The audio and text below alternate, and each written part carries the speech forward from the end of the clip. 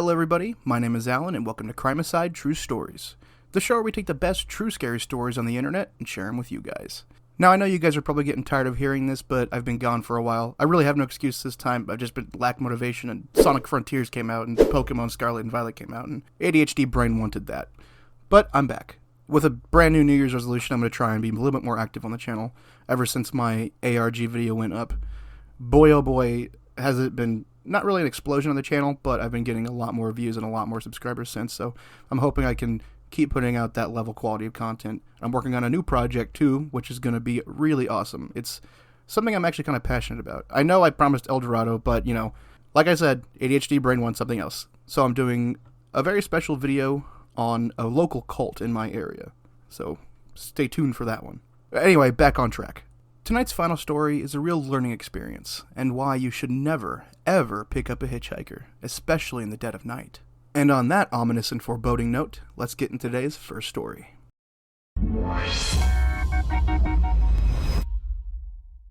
This first story is from Reddit user Bappo the Mighty.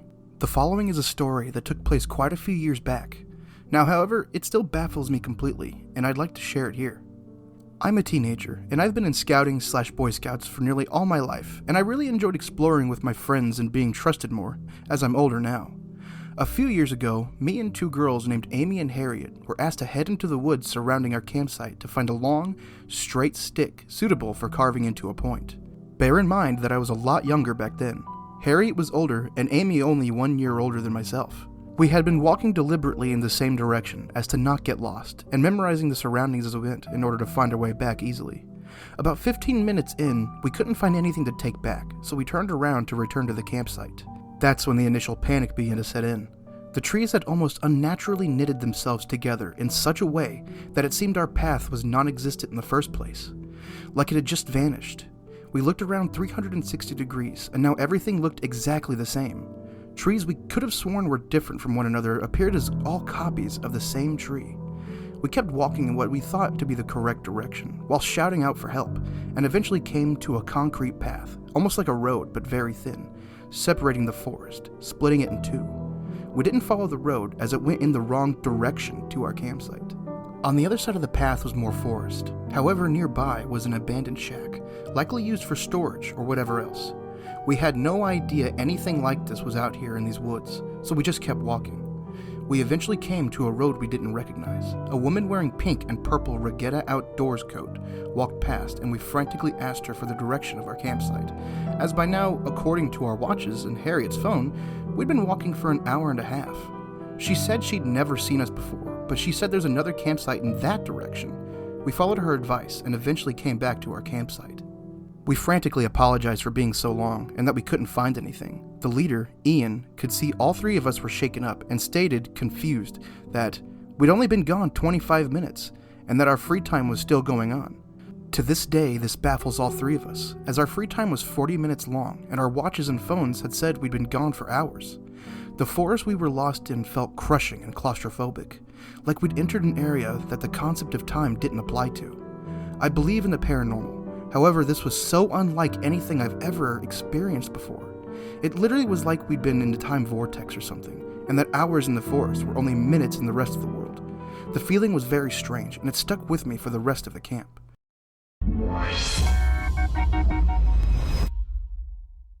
This next story is from a deleted Reddit user. So this story happened about 11 years ago. I was a senior in high school at the time, but it is the single most mind-boggling thing that I've ever experienced. It's also important to note that it happened in mid-December. I am from Iowa, and the winters here get cold at night. Like if you get stuck outside, you will die kind of cold. That, plus the snowfall, makes everything dead silent. You can hear anything and everything inside the house, and even immediately outside of it. Well, me and my best friend were hanging out in my family's walkout basement, just having a boring winter night playing video games. We were also the only ones home. The reason it was just us is because my mother went from work straight to the bar to grab a few drinks with coworkers, so me and my friend thought it would be a good idea to break into the family wine and live a little. As we were sitting there opening up the first bottle, I hear the door to the garage open and slam shut. I immediately go, "Oh shit," and start looking for places to hide the bottle. My friend then says, "I thought you said your mom was supposed to be out all night." "She was," I replied. I then heard a few heavy stomps and hear my mother yell out, "Meowsin' boo, anyone home?" I yell back up the stairs, "Yep, just hanging out in the basement." I hear a few more steps move from the garage door towards the stairs, and she yells out again, "Can you help me with something? I need you up here."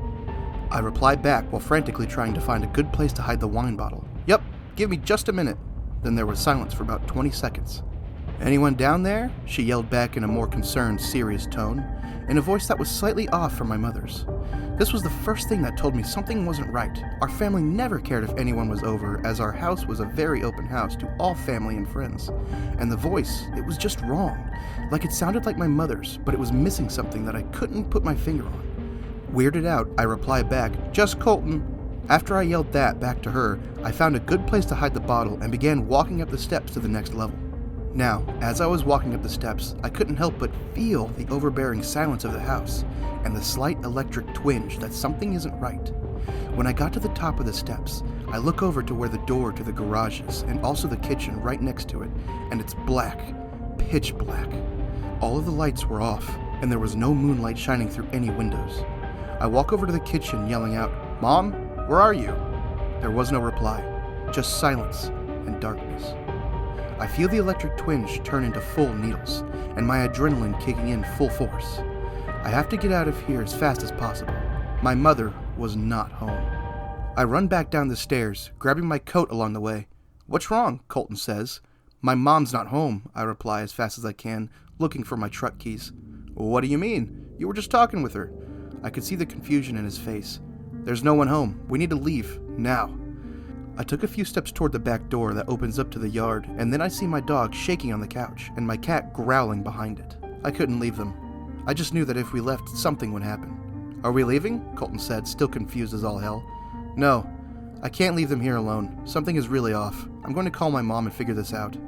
I pull out my phone and call my mom. She picks up immediately. "Masenbu? What's going on?" she answers. "Mom, were you just home? I heard you yelling for me from the second level, and when I went up there, you weren't there," I said frantically, hoping that she was playing a joke.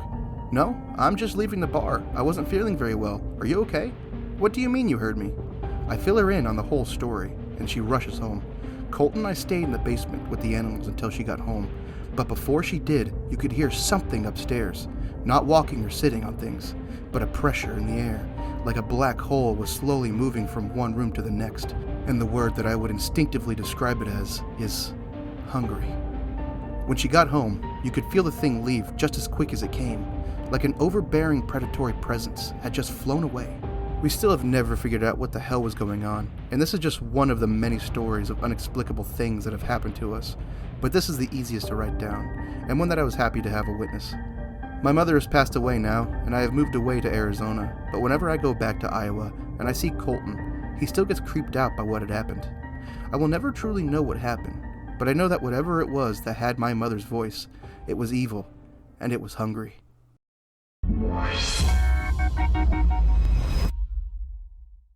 This next story is from another deleted Reddit user.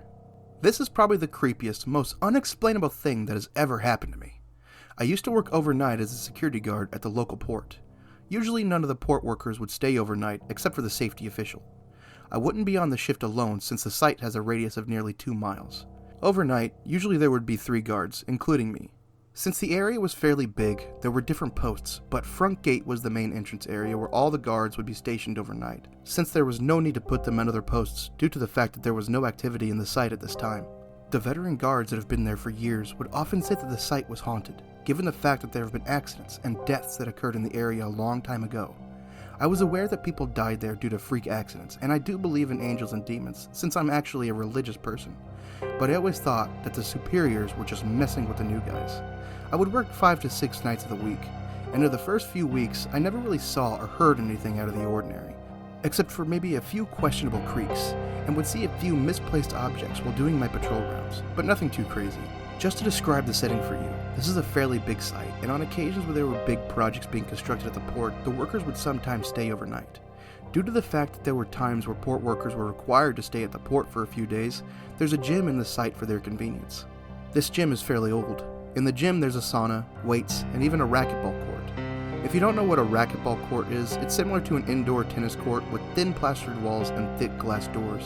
Usually on our patrol rounds, me and one of the other guards, Mike, would stop by the gym and play a few rounds of racquetball before returning back to the front gate. On one of those nights, me and Mike decided to hit a full workout instead of playing racquetball in the cage. This is around 2:30 a.m., and the entire building is so quiet that you can hear the electricity running through the lights. The air conditioner is off, and so is everything else.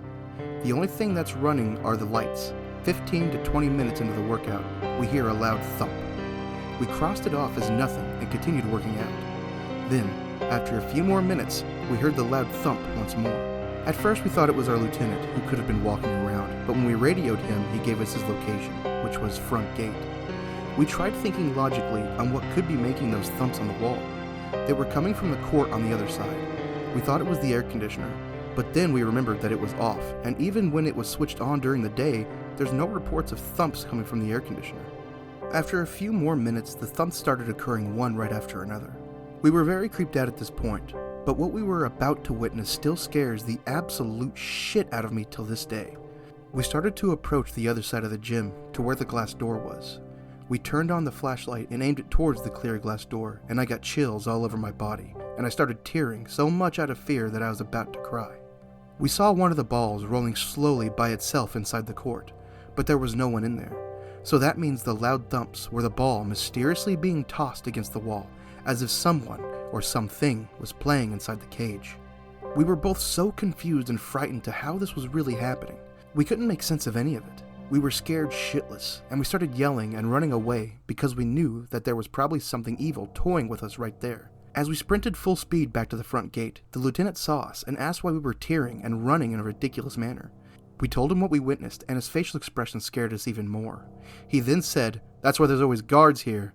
There's something evil in the area, and it's not the first time that something that bad has happened here." He then showed us security footage of dark figures and shadows literally passing through the office areas and lights, mysteriously switching on and off. Till this day, I still get chills recounting my experience with my friends and my family, and I'm even getting chills right now as I'm typing this. I had never had a real encounter with the supernatural until that night. Many say that it was a demonic presence messing around. Others say it was a ghost of a dead person who died in the area. I don't know what it was, but I didn't last long in the job after that. There were other experiences, but I'll send it at a later time. Hey everyone, it's me, ya boy. If you've enjoyed the video so far, if you guys could comment, like, subscribe, and ring that notification bell, you'll get notified on more of my content. I got something cool coming out soon. Hopefully you guys enjoy it. It's just something new I've been working on. So ringing that notification bell will definitely help you stay up to date on what I release. And with that, let's get into today's final story.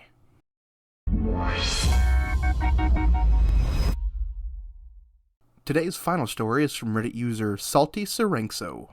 So last Friday, I, 25-year-old female, had a little time to kill before picking up my kids from school, and it was a gorgeous day, so I decided to spend some time cruising my back roads in my hometown, a small, rural place, listening to music. I passed this guy with his thumb out, trying to catch a ride, and I almost picked this guy up. He looked to be about late 30s, early 40s, carrying a fishing pole and a backpack. Pretty innocent looking, I guess. But see, I'm a lone female, and I've been taught with hundreds of hitchhikers gone wrong stories that you just keep driving. So I kept driving, and as I'm driving, I'm having this internal dialogue of guilt about my decision not to pick up this guy. You know, if I was hitchhiking, I'd hope someone would pick me up, and, I mean really, what's the worst that could happen? That, mixed with my new self-improvement goal of doing the things that scare me as often as possible, led me to the conclusion that when I looped back around and he was still walking, I would pick him up. Sure enough, about 10 minutes later, he was still there. I was feeling a little nervous pulling over, getting him, but what was I going to do? Peel out while he was trying to get in my vehicle? As soon as he gets in, I realize I have made a horrible mistake. One, because he seemed like he was tweaking balls and smelled god-awful, and two, because this dude was looking at me like I was a feast and he was starved. I didn't realize exactly how rattled I was with my decision until he asked me for a smoke, and my hands were shaking so bad I barely pulled one out of my pack without breaking it. Driving made it easier to hide my nerves, but I was internally freaking out and trying to decide how I would beat this guy's ass if he tried anything. His name is Wayne, and he lives about 5 minutes from where I picked him up. Meanwhile, he's telling me how he lost his license due to DUIs and how he is living in this house with an old man. He tried to get me to come with him, but he didn't want to come. He's also trying to talk me into hanging out at said house with him, and come over and drink with him the next day. When I finally get him to his destination, it's a little shack-like thing, surrounded by all these junk cars and shit. He gets out and is trying to still get me to come with him. I tell him no and leave. I'm feeling really relieved and a little proud that I faced a fear of mine. Fast forward to Monday, my instructor says, "Holy shit, apparently someone got murdered down the so-and-such road. Do you know anyone down that way?" I said, "Wow. You know, that's really ironic. I took a hitchhiker down that road Friday. His name was Wayne, I think." Probably wasn't 15 minutes later when I see old Wayne's picture on Facebook saying the FBI has picked him up for stabbing someone to death at the very house I dropped him off that Friday. Graphic information of how he stabbed him in the lungs, and the victim bled out in his little shack. And the old man he was living with doesn't exist. I swear, I'll never pick up another hitchhiker in my life. TLDR, the first time I get the balls to pick up a hitchhiker, he turned out to be a murderer who I conveniently deposited at the crime scene. Thank you so much for watching, everybody. I hope you enjoyed the video, and I hope you'll enjoy all the other videos I have on this channel and all the videos to come, because there will be more. I know I take a long time between videos nowadays, but, life, is life. And I can't do YouTube all the time. So I'll keep pumping out videos as often as possible. I got something really cool I'm working on right now, still writing at the script, doing my research. So that should come out in a few weeks maybe. Hopefully sooner, but probably not later than that. But anyway, again, thank you so much for watching, and I'll see you guys in the next video.